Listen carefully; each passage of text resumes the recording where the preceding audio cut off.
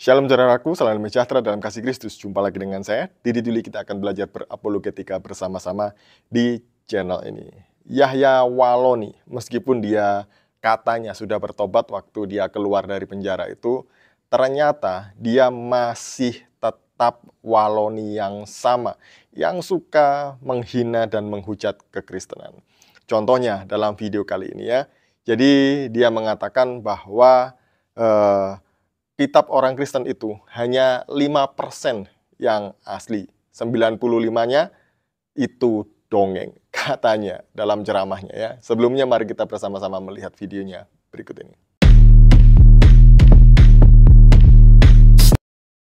Tapi sebelumnya saya mau kasih tahu ibu bapak, agama Yahudi itu namanya Yudaisme. Kitabnya Talmud, bukan Taurat. Agama Kristen kitabnya Perjanjian Baru. Perjanjian Lama adalah adopted, diadopsi dari kitab Syair, Tenat, Torah, Nebiim, Ketubim yang ada dalam konteks teori kitab Yahudi. Sedangkan agama Islam kitabnya adalah Apokalipsis, Wahyu. Tidak ada satupun prakata kodrat yang mengatakan di dalamnya apokripa atau kitab-kitab palsu. Susunan secara akademik, teks ilmiah. Ketika hari yang ke-8, jadi anak bayi itu dikangkang. Karena saya pernah lihat mereka sunat anak bayi umur 8 hari itu, kakinya dikangkang, diangkat kirinya, baru dipotong yang laki-laki. Umur 8 hari disunat. Ini betul nggak Ustadz? Periksa aja kitab suci Kristen. Lukas pasal 2 ayat 21. Perjanjian baru, New Testament. Pada hari yang ke-8 anak itu dilahirkan, disunat dan diberi nama Yesus. Masih ada itu Injil asli yang masih tertulis. 95% tale plus superstition becomes nonsense. Dongeng tambah tahyul sama dengan omong kosong. Tapi 5% masih ada kata-kata yang asli. Menurut Robert Strauss, bahwa isi Bible Kristen itu masih 18% dianggap asli. Tapi saya bukan 18%, 5%. Karena saya sudah meneliti dan melihat mana yang bohong, mana yang palsu, mana yang kontroversial. Sebenarnya apa yang disampaikan oleh Waloni ini membingungkan ya. Memang kalau orang ngawur ya seperti ini. Orang-orang seperti ini biasanya dianggap cerdas bagi orang yang tidak tahu. Dia adalah orang cerdas. Tapi bagi orang yang tahu ya, dia ini orang bodoh ya. Ngomongnya ngelantur ke sana kemari nggak jelas gitu ya. Nah, sebenarnya apa sih kitabnya orang Yahudi? Kalau kita berbicara tentang Torah, itu bagi orang Yahudi, Torah itu dibedakan menjadi dua. Ada Torah tertulis, yaitu Torah Sefiktav. Itu adalah terdiri dari kitab hukum Musa, itu Taurat, kemudian ada kitab Neviim atau nabi-nabi dan juga Ketubim. Nah, ini adalah tulisan-tulisan. Jadi inilah kitab utama orang-orang Yahudi yang disebut dengan Tanakh itu tadi ya. Nah, kemudian ada yang namanya Torah lisan atau Torah yang diajarkan secara turun-temurun yang berisi tentang tradisi lisan.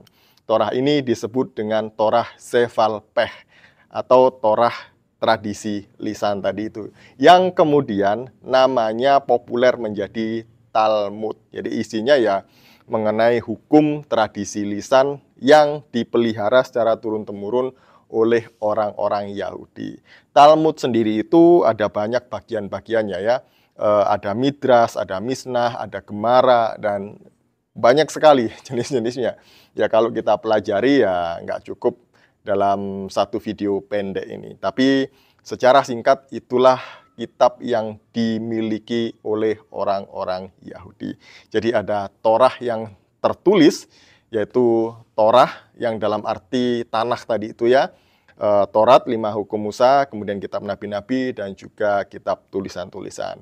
Dan ada Torah secara lisan yang disebut dengan Talmud. Nah, mengenai nilai yang diberikan oleh Yahya Walloni. Saya kok jadi ingat debat itu ya, Capres itu ya, yang memberi nilai 5 itu ya. Nah, ini katanya Yahya Walloni hanya 5% saja kitab orang Kristen itu yang asli. Sisanya 95% itu adalah dongeng. Dongeng. Ini ngaco memang Yahya Walloni. Dan katanya ini sumbernya dari Robert Strauss. Saya cari-cari, saya penasaran Robert Strauss ini siapa sih? Teolog apa sih dia ini? Ternyata setelah saya cari, Robert Strauss ini bukan seorang teolog. Tidak ada teolog yang menulis buku yang bernama Robert Strauss. Yang ada itu adalah aktor, pemain film.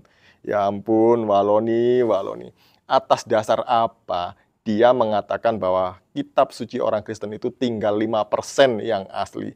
Ini kalau orang waras nggak mungkin ngomong seperti ini ya. Dia ini cuma bisa nuduh-nuduh aja, mengklaim aja ya. Katanya sih dia melakukan penelitian. Penelitian apa? Penelitian di bawah laut mati. Yang katanya Injil disimpan di bawah laut mati itu. Jadi kasihan sekali orang-orang yang mendengarkan ceramah ngawurnya Walloni ini ya. Mereka tidak tahu dan tidak diberi informasi yang benar. Malah diberikan informasi yang salah. Jadinya ya tersesat begitu ya mengenai informasi mengenai kekristenan dan juga Yahudi. Jadi orang kalau sudah benci ya gini ya, sebaik apapun yang dilakukan oleh orang Yahudi maupun orang Kristen ya, tetap aja salah bagi Walloni. Ya ini adalah ciri-ciri orang sakit hati, orang-orang yang kecewa gitu ya, orang-orang yang cintanya tidak kesampaian waktu masih jadi Kristen gitu ya. Jadinya begini, keluar dari Kristen kemudian isinya hanya menjelek-jelekkan. Lihat aja semua mualaf kan isinya begitu ceramahnya, menjelek-jelekkan kekristenan. Kasihan ya. Ya berharap orang-orang seperti ini ada kesempatan untuk bertobat. Shalom, salam waras, Tuhan Yesus memberkati.